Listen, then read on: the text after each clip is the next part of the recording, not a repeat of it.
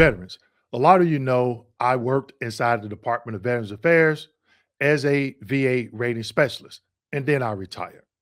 There were things I genuinely loved about serving veterans, and there were things that frustrated me every single day. So, in today's video, I'm pulling back the curtain and sharing what I liked, what I disliked, and how those experiences shape the way I educate veterans today. Make sure you stick around. Hello, everyone, and welcome back to my channel. My name is Dewayne. I got a video for that Kimble, United States Army veteran, retired VA rating specialist, and your VA claim nugget man. Make sure you go ahead and hit that like, subscribe, and notification button. Also, if you need a medical or mental health DBQ and Nexus statement, make sure you reach out to one of our trusted YouTube sponsors in the description section of this video. So, a lot of you already know I am a retired VA rating specialist trained by the Department of Veterans Affairs. While I worked there, there were some things that I enjoyed, and there were some things that I didn't enjoy. But that goes on in any occupational job that you have. So today, I'm going to go through what I like, what I didn't like, and how these experiences shape the way I educate veterans on the VA claims process today. Let's go ahead and get into it. Number one, fee agreements. When you sign a 21-22 alpha to have a claims agent or an attorney to represent you before the VA, you're going to sign a fee agreement. That's how they get paid. They do a supplemental claim, holler review, or even go to BVA. But what I didn't like about this is when the veteran said, hey, I want to revoke my representative, and they decide to go ahead and adjudicate their own claim, fill out their paperwork, submit it, get everything they need, submit the supporting evidence, all of that. And at that time, the claims agent or attorney, they can say, we agree. We remove ourselves as the vet's rep, and we forego any future fees, especially if they know they didn't do any work. Now, here's the problem with that. And I did a video talking about fee agreements. The veteran can do that. But what veterans don't know, and the questions they don't ask when they sign their fee agreement, if I revoke you because you don't pick up the phone, you don't return my emails, and I decided to go ahead and do all the work, and I win, will you forego those fees? I've seen it where the veteran revoked their rep, their claims agent or attorney. They did all the work. They signed all the documentation. They went out, they did everything on their own. And guess what? The claims agent or attorney still got paid because they said they don't forego any fees. So make sure you go check out my video on fee agreements. You see this a lot in a lot of claims that I adjudicated. Number two, sometimes I felt the veteran wasn't always put first. And what I mean by that is I occasionally heard the phrase, it's all about the veteran. But there were times when I felt decisions or recommendations did not align with that message, all right? So there were situations where I believe additional development should have been completed instead of simply denying a claim and placing the burden on the veteran to appeal. Sometimes the coaches / supervisors would say, well, the front office wants this claim done. Can you go ahead and just rate it? And then the veteran, they can just appeal it. No, if I need something additional that's going to help me grant this benefit, why not put this claim on hold and reach out to the veteran and let them know, hey, we need this, we need that. All right. And so that's something that I never did. And I used to hate when I used to see other raters bow down to upper management and do that. It used to make my blood boil. All right. Veterans, if you're filing a VA disability claim for a mental health condition, you know the process can be frustrating and overwhelming. Having the right evidence can make all the difference. That's where Tampa Counseling and Wellness comes in. They specialize in providing mental health DBQs and Nexus statements. helping veterans establish direct service connection for mental health conditions or secondary service connection due to issues like tinnitus, migraines, or back problems. The team at Tampa Counseling and Wellness is passionate about supporting those who serve. If you need expert support for your mental health claim, don't go at it alone. Contact Tampa Counseling and Wellness today. Let's keep going. Number 3, quality concerns on certain claims. Okay, again, quality concerns on certain claims. There was one situation where I felt strongly enough about the quality of work being completed on Sensitive 7. Okay, so Sensitive 7 is VA employees that are veterans themselves. So obviously, if you're a VA employee and you're a veteran, you have a claim, you can't look at your own claim. You can't even look at claims of other individuals in your regional office. All right. So my claim was originally handled at the Atlanta regional office. Horrible. And then it moved to St. Paul, Minnesota. But I was granted Sensitive 7 access to rate VA employees' claims at the Columbia, South Carolina regional office. I believe veterans deserved a thorough and accurate review of their claims, even if they were VA employees or non-VA employees. And I remember going to the regional director at St. Pete, where I work, and I said, hey, wait a minute. There is something going on in Atlanta, and it's a problem. And she was like, well, what's going on? And I told her, and I was like, I'm not the only one here at the St. Petersburg regional office that has these concerns.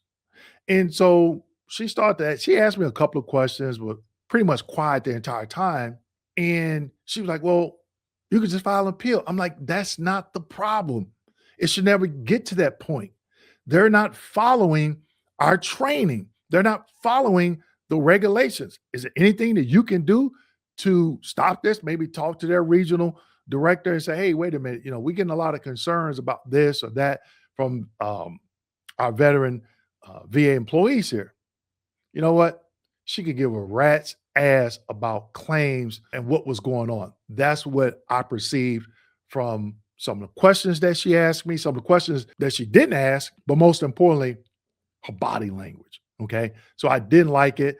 I got approved to rate cases out of Columbia, South Carolina. And I made sure every day, the day before I was going into the office, I would reach out to my coach, send an email and say, hey, look, I need 2 or 3 claims from the Columbia, South Carolina office on my desk. So can you get them when I come in office? Because I want to make sure I was working those claims, just like I was working other veterans' claims, in a timely manner. Let's keep going. Number 4, lack of continuous improvement at the regional office level. Say it again, lack of continuous improvement at the regional office level. So regional office, each state has 1, 2, or some states have 3 regional offices in their state. For example, Florida, I was here in Florida, St. Petersburg regional office, Atlanta, Georgia, Atlanta regional office, Columbia, South Carolina, Texas, you got Houston and Waco. I don't think they have one in Dallas, but yeah, Waco and Houston. California, you got San Diego, LA, and Oakland. So I often felt regional offices waited for direction from DC rather than actively identifying problems and developing solutions locally. Sometimes they did, but as it pertained to the overall claims process, trying to reduce that backlog, I didn't really see it at my level. In my opinion, there should have been more emphasis on continuous improvement and innovation at the regional office level. Now, I'm pretty sure you might ask every regional office director, and they're like, oh, yeah, we do this and we nope, BS. But keep in mind, this is not now because I'm no longer working at the VA, but back then, that culture, that mindset, okay, it was like they weren't being proactive, but more so reactive. Let's keep going. Number 5, the production pressure was real, okay?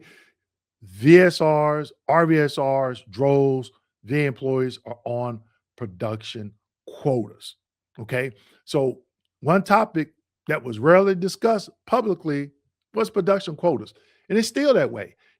Let me know in the comment section, how many YouTube videos have you seen of people talking about content creators in this niche talking about VA production quota? Employees were expected to meet productivity standards while maintaining quality. So not only did you have productivity standards, you had quality standards, quality quotas, okay? That pressure was real. And I saw how stressful it could be for many employees trying to balance both expectations to service the vet and continue to meet their production and quality quotas. And if you're a VA employee or previous VA employee, let me know in the comment section if that production standards, if they were real, okay? Not real, we know they're real, but just real intense, very stressful, okay? Number 6, common sense sometimes got lost in the process, okay? What I mean by this is it pertains to VSRs, RVSRs, and DROs. I sometimes felt common sense could get lost in a system driven by regulations. How is that? Procedures and policies.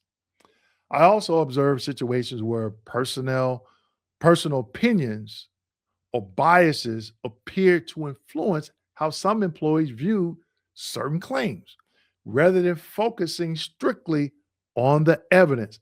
Prime example, you've heard me talk about it before. I'm talking about it now, and I'm going to continue to talk about it. And that is VA public DBQs completed by private examiners. Quick example, veteran lives in LA. Their psychiatrist is in DC. They do video conferencing once a week. Maybe 6, 7 months down the road, the veteran says, hey, I want to file an increase for PTSD or major depressive disorder. I need a DBQ completed. And they complete it. And that VA employee says, well, they're more than 100 miles away. But they're doing it by video. There's nothing saying that the examiner has to be within 100 miles. And this is something I've been thinking about. If you're a VA employee, in any training that they give you in 2026, does that training says if the examiner was more than 100 miles away and doesn't explain the rest of that the reference, because it clearly states if the examiner is more than 100 miles away, it is a potential of inauthenticity, potential. And then it gives some examples. So it doesn't say the examiner has to be within 100 miles. So I'm just curious if the training, that slide or video that they share with you or show you for this particular training, does it just state the examiner is more than 100 miles away? Because that is very misleading and totally different than their own M21-1 manual reference. And guess what, people? Your Nugget Man did a video on it. Make sure you do a search for it on my channel. Type in 100 miles, okay? Number 7, veterans waited too long for decisions. One of the most frustrating things, seeing veterans wait months or even years for claim decisions. Regardless of the reason, those delays affected real people and their families in real time. There was ways that they could have got this done faster, okay? And I've seen a lot of times where my coach would say, hey, Dewayne, the front office, meaning management, upper management, they would say, hey, we need this claim work today. Can you work it? It's been on the books too long. And you could just see nobody never touched it. Nobody ever did anything. And that happened often, more than it should. So again, going back to what upper management could have been doing at the regional office level at the time I worked there, was little things like this. They could have had somebody, a management analyst, stand on top of this stuff every morning. What claims are a year old? We need to get these pushed through, developed, or CMP exams, or even a decision if a decision could be rendered. Number 8, inconsistent interpretations. Different employees could review similar evidence and arrive at a different conclusion. Now, you might be saying, Dewayne, how in the world could that happen? Oh, it's happened. It's happened. While regulations provide guidance, I sometimes felt consistency across decision makers could have been better. And I did a video where I shared a story where myself and another rater, we were disagreeing on a claim that I did. And so we went to somebody that was a trainer on our team to get some clarification. She looked at it, she started laughing. I was like, hmm. And she said, "You're not wrong if you deny it, and you're not wrong if you grant it." Now, we both agreed to go ahead and grant it, but how can that happen?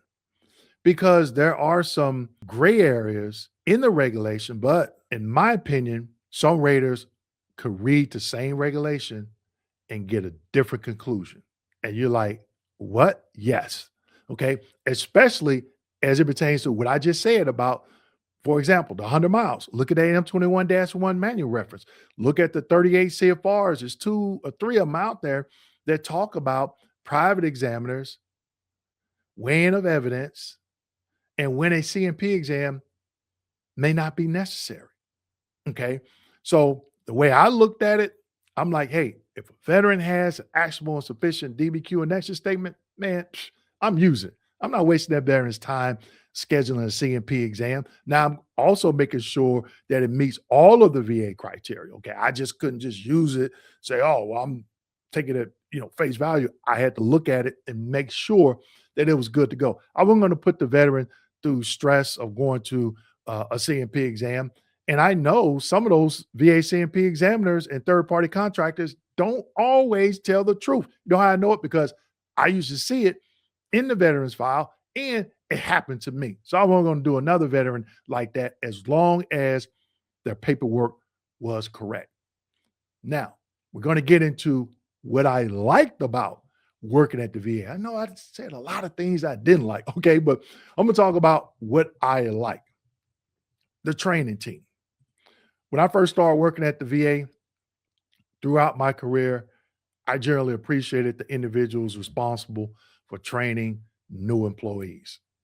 They invested significant time into teaching us how to interpret regulations, evaluate evidence, and make decisions that impacted veterans' lives. So I know you're probably saying, well, Dwayne, you just said something maybe a little bit different. Well, not really, because in that training, we had questions.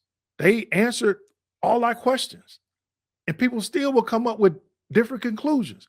But what I really liked about this training people is, and I don't think the VA does training like this anymore. I think they're trying to cut corners, maybe save money or whatever, because I'm seeing it and hearing it from veterans. That rating schedule. Let's just take the rating schedule. That's just one small piece of that training. That rating schedule consists of different body systems like musculoskeletal, organs of special sense, neurological, mental, what else? Cardiovascular. They would have someone come in and we went line by line, diagnostic code by diagnostic code, note by note in the entire body system, the entire VA rating schedule to include each individual body system. That was brutal. Okay. So you can see mine sitting behind me on one of my desks back here. Okay. That's the rating schedule that they gave me, the paper one that they gave me. It's outdated. A lot of it is not outdated, but some of it is outdated because they've updated, but they got an electronic version for you. Okay. And so that's how I learned to find, you know, information about the diagnostic code criteria. And then they went regulation by regulation. Oh, that was brutal. Individual unemployability, pain, measuring range of motion, even the range of motion diagrams that they have, the electronic version they have on their website, it's in that folder. They haven't even changed it. It's the same. Okay. It just shows you the different range of motions for all the different joints. Okay. So I don't think the VA is doing that training like they did years ago, but I loved it. Not only the initial training, but the training that we had every month. Every time there was a manual reference update that we had to be updated on, they had one person, initials TF, I'm not going to say his name, he would give it. And that's how I learned to search that M21-1 and find exactly what I needed to help adjudicate that claim. All right. Moving right along. Number two, servicing veterans. The biggest thing I enjoyed was knowing that my work, when I was out, whenever I was able to grant, had a direct impact on veterans and their families. Every claim represented a real person who served our country. Okay. And after initially, I was going through the motions just because I was learning, but something changed. A few things changed, but one thing changed. And I talked about it earlier when I sat down with that regional director at the St. Petersburg regional office. And I felt like she could care less about what my concerns were. And I went back to my desk and I sat there and I was like, she's not going to do nothing. She's not going to say nothing. She doesn't care. Felt like she turned her back on me and the VA management. Okay. And I said, every claim that lands on my desk, that veteran is 100% until the evidence and the regulations do not allow me to grant the 100%. I started looking at every veteran's claim that way. And when I did, I noticed something. I got better as a rater because I was in the 38 CFR, the M21-1, literally like hour or two a day, depending on the claim that I was working on. And it helped me, I believe, grant more than I actually denied when I changed that thought process. Okay. Number three, learning the VA claims process. All right. I enjoy learning the laws, the regulations, the court cases, and the procedures that govern the VA claims process. And a lot of that I bring to you in my videos. It challenged me professionally and gave me a deeper understanding of how the system works. So all these videos that I'm giving you, all these live streams that I'm doing, the questions that I answer in my live streams, the questions that I answer in the comment sections of these videos every day is based off that training and what I know. So a lot of people say, oh, Dewayne, you retired years ago. Well, guess what? Just because I retired doesn't mean I forgot all my training. It doesn't mean I forgot how to search the VA's website to get the information to answer your questions. Okay. So it's like going through the military. You go in the army, you do 2, 6, 10, 20, 30 years. You still know how to do a function check on your basic weapon.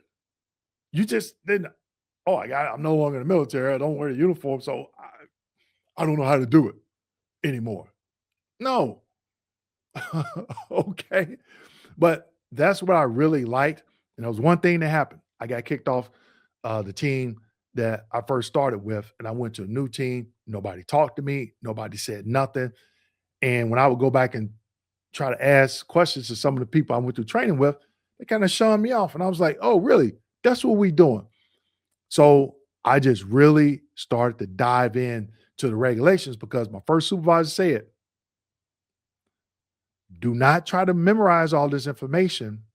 Just know where to go and find it, interpret it, and apply it to the claim that you adjudicate.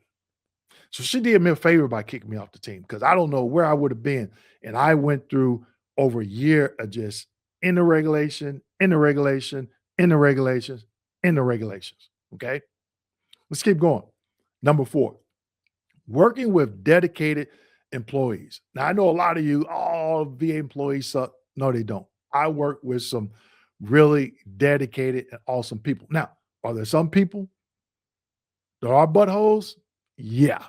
Okay. I'm not going to be naive. And I work with some of them. And guess what? Some of them still work there. All right. So again, I worked alongside many employees who generally cared about veterans and wanted to do the right thing. Some of the hardest working people I've ever met were VA employees. I know for some of you, that's going to be hard to believe, but it's true. Okay. Now, again, there are some there that don't even need to be working there, in my opinion. All right. And I think some of the VA employees that really take their time and are not as fast at going through these claims at as other people, they get a bad rap. Those people, you look at them, their quality is probably 100%. The production is probably a little bit low because they're taking their own time to make sure they get it right. And those are the ones that get penalized by management. Yes. Yes. It's hard to believe, but I've seen it happen. Okay. Next one, number 5, problem solving. I enjoy reviewing evidence, connecting the dots, figuring out whether a claim met the requirements for service connection or an increased rating. Right. And so again, people, these videos that I'm doing, I'm doing the heavy lifting, going out to these regulations that I was trained on, okay, and giving you the answers. You just got to invest the time, watch the video, put it in the work. All right. Number 6, making a difference. Some of the most rewarding moments came when I knew a decision would positively impact a veteran's quality of life and financial future. For example, I was put on the NEMR claims back in August 2010. For a year, I rated NEMR claims, became very good at it because those were 3 conditions that were added to the Agent Orange list. And one of them was systemic heart disease. And we were backdating the effective date. So stage rating. So you could go back in like 1972, 1982, all the way to 2010. These veterans are getting $300, $400, $500,000. Now I talked about this story before where I had to end up calling this veteran and he just cursed me out. I mean, he gave me the business, right?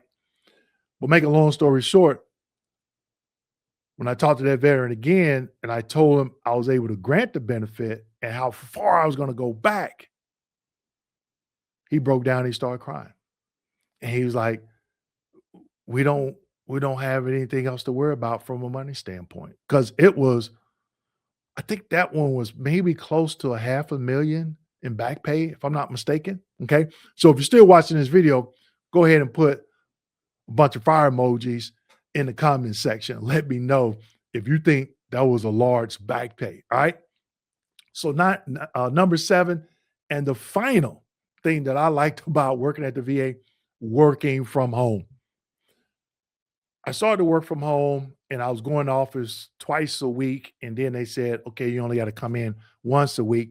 But my last 2 years, I worked from home full time. I only went to office 3 times.